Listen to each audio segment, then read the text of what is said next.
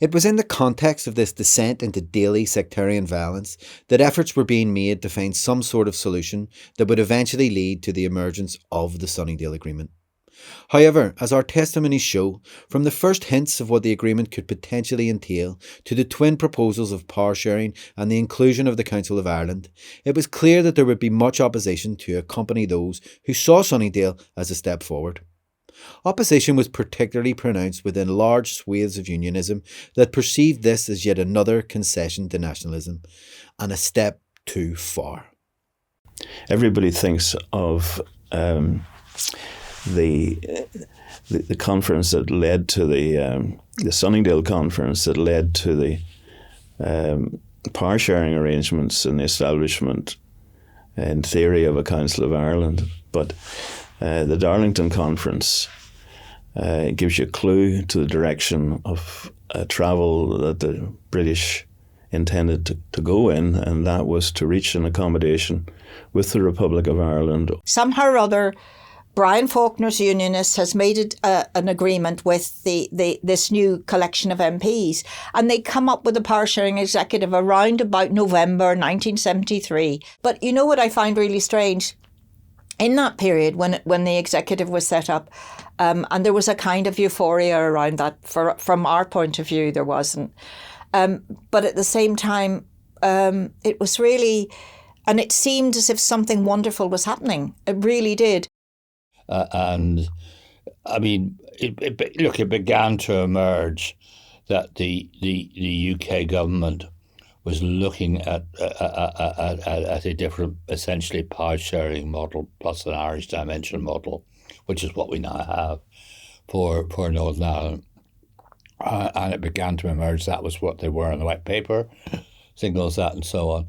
So yeah, you have this moment when there's no point, once you get rid of Stormont, in trying to reconstruct it really on any other basis other than a power sharing basis. I knew there was something going on because the local band, Donegal Pass band, had been parading, around the streets, and the cry of no surrender was getting louder and louder and more triumphant, and the men in their uniforms were parading and marching and doing their drilling in the streets, and it was all about defence of the community, and so you knew there was something going on, and you could hear, especially if you're listening, the people who have their TV on and stuff, you can hear the Paisley booming, and the booming voice.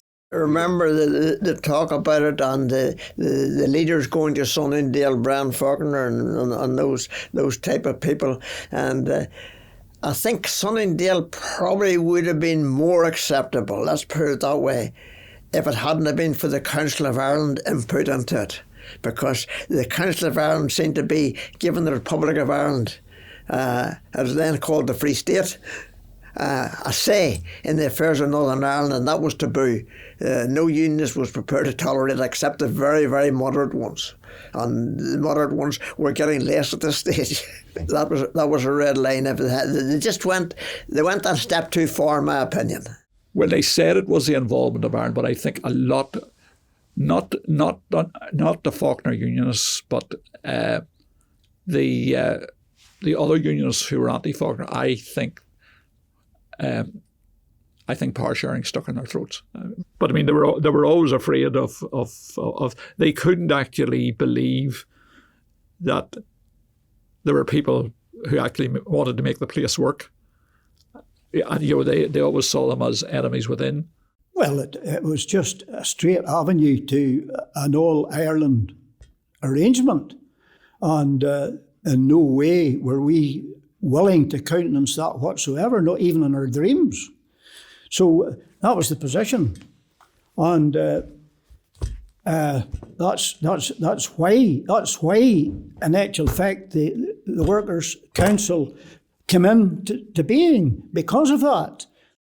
I think that what happens is that the Council of Ireland becomes the easy one to deal with, because the Council of Ireland challenged everything that Unionism had fought from 1920 onwards, because it appeared, whether it did or not, it appeared to give a role for an Irish government inside Northern Ireland. So that again raises unionist fears.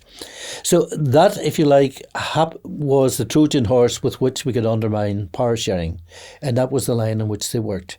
That they were not opposed to sharing power with Roman Catholics, but they would not under any circumstances have any form of rule, no matter how indirect, from Dublin.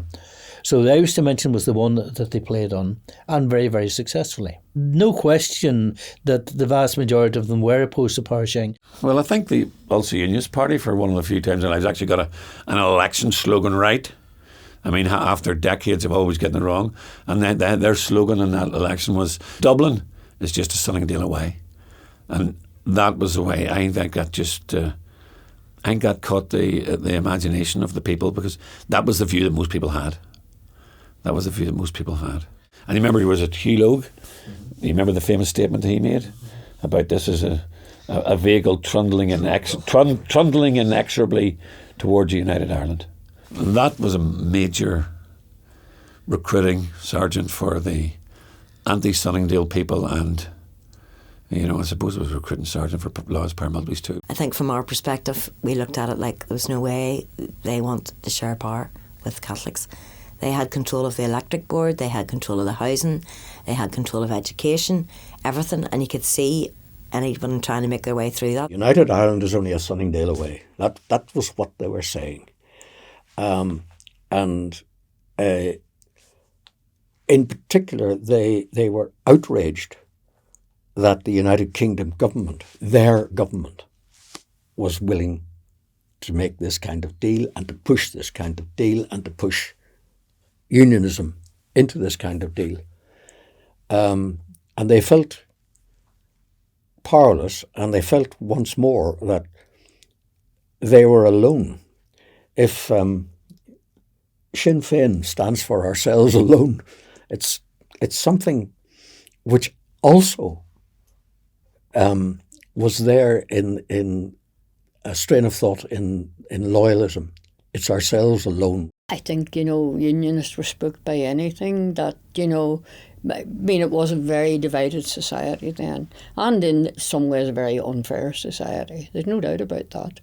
And I think obviously, and I can understand, because a lot of those people on the unionist side maybe didn't have a lot either, and they felt they would lose a bit of whatever they had if it was going to have to be shared out among more people. You began to wonder, will the IRA win here?